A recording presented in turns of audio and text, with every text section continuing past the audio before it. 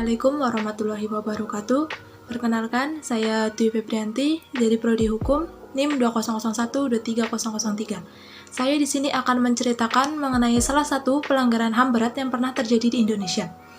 Indonesia menoreh sejarah pada tahun 1998. Ada 4 hal utama yang menjadi sorotan kala itu, yakni krisis moneter, maraknya KKN atau korupsi kolusi nepotisme, lengsernya Soeharto, dan kasus penembakan di kampus Trisakti pada 12 Mei 98. Penembakan tersebut kemudian dikenal dengan tragedi atau peristiwa Trisakti. Tragedi Trisakti ini bermula dari aksi demonstrasi di jalan raya. Sejak Maret 1998, mahasiswa dari berbagai kampus dan elemen masyarakat prademokrasi turun ke jalan.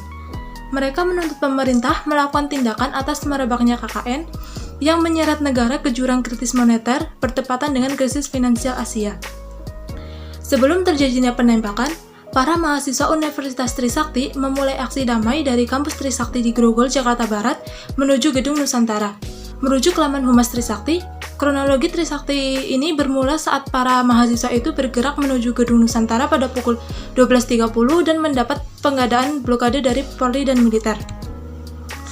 Tanpa sebab yang jelas, keamanan justru menembak dan melemparkan gas air mata ke mahasiswa.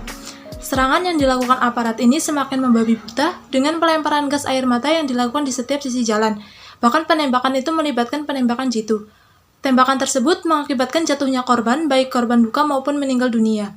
Korban meninggal dunia seketika oleh tembakan aparat di dalam kampus sebanyak 3 orang dan 1 orang dilarikan ke rumah sakit dalam kondisi yang kritis. Sementara korban luka-luka tercatat sebanyak 15 orang.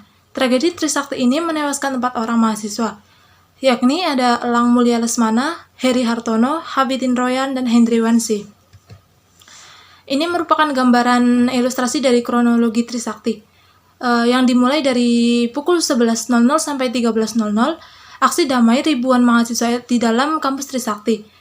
Selanjutnya pada pukul 13, masa aksi bergerak keluar dari Jalan Parman menuju ke gedung DPR. Pada pukul 17, aparat mengusulkan mahasiswa agar kembali ke dalam kampus. Lalu mahasiswa membubarkan diri secara perlahan. Pada pukul 17.15, ada tembakan dari arah belakang barisan mahasiswa. Mahasiswa lari menyelamatkan diri ke dalam kampus. Aparat terus menembakkan gas air mata ke dalam kampus. Pada pukul 17.15 sampai 23.00 waktu Indonesia Barat, situasi di kampus makin tegang dan korban luka berat dilarikan ke rumah sakit. 4 mahasiswa Trisakti tewas seperti pada gambar ilustrasi di sini. Selanjutnya, penegakan HAM Trisakti 1998. Kasus Trisakti 98 ini termasuk kategori pelanggaran HAM berat masa lalu yang idealnya diselesaikan melalui mekanisme non-yudisial. Padahal, kekejaman aparat pada tragedi berdarah Trisakti ini dan tempat lain bagi koordinator komisi untuk orang hilang dan korban tindak kekerasan, serta elemen masyarakat sipil, harus diselesaikan lewat pengadilan HAM, demi tegaknya asas keadilan di Indonesia, bukan musyawarah atau mufakat. Setahun setelah kejadian, proses hukum memang berjalan dan menyeret 6 terdakwa yang masing-masing dihukum 2-10 bulan. 3 tahun berselang, 9 terdakwa kasus penembakan mahasiswa Trisakti ini diadili di pengadilan militer dan dijatuhi hukuman 3-6 tahun penjara. Namun, mengutip dari pernyataan Komnas HAM yang masih diingat sampai saat ini, para terdakwa yang diadili di pengadilan militer itu adalah pelaku lapangan. Sementara pelaku utama dalam kasus ini belum diadili. Dalam peristiwa 12 Mei 98 itu, keempat nyawa mereka, yaitu mahasiswa Trisakti itu melayang akibat peluru panas yang ditembakkan.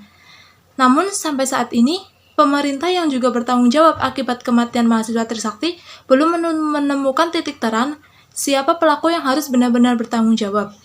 Walau tim investigasi sudah dibentuk, namun titik terang peristiwa 12 Mei 98 ini belum menemukan jawabannya sampai saat ini. Peradilan HAM yang terjadi di tragedi Trisakti 98 ini, pemerintah terus mengupayakan penyelesaian dugaan pelanggaran HAM yang berat, baik secara yudisial maupun non-yudisial.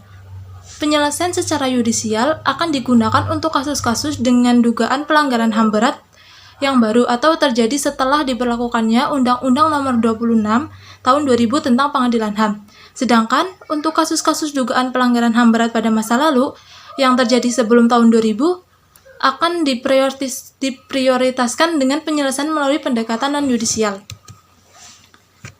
Penyelesaian pelanggaran HAM tragedi Trisakti 98 ini lebih diselesaikan dengan secara yudisial. Karena apa? Karena upaya rekonsiliasi dalam menuntaskan kasus pelanggaran HAM berat ini merupakan langkah yang keliru dan melawan asas keadilan publik. Jika merujuk pada Undang-Undang Nomor 26 Tahun 2000 tentang Pengadilan HAM, mekanisme non-yudisial hanya dibenarkan jika teknik hukum sulit diperoleh bukti-bukti yang dapat dijadikan dasar penyelidikan, penyidikan, dan pemeriksaan di Pengadilan HAM. Sementara, untuk kasus Trisakti ini, selain bukti-bukti yang telah dihimpun oleh Komnas HAM sendiri, saksi-saksi peristiwa yang juga masih sangat mungkin dimintai keterangan karena masih hidup dan bahkan juga banyak yang menjadi pejabat negara. Karena itulah, pilihan non-yudisial adalah langkah keliru dan melawan keadilan publik. Dengan demikian, secara moral dan politis, penyelesaian kasus Trisakti ini tidak bisa diselesaikan melalui jalur rekonsiliasi. Mungkin sekian yang bisa saya sampaikan, kurang lebihnya saya mohon maaf. Wassalamualaikum warahmatullahi wabarakatuh.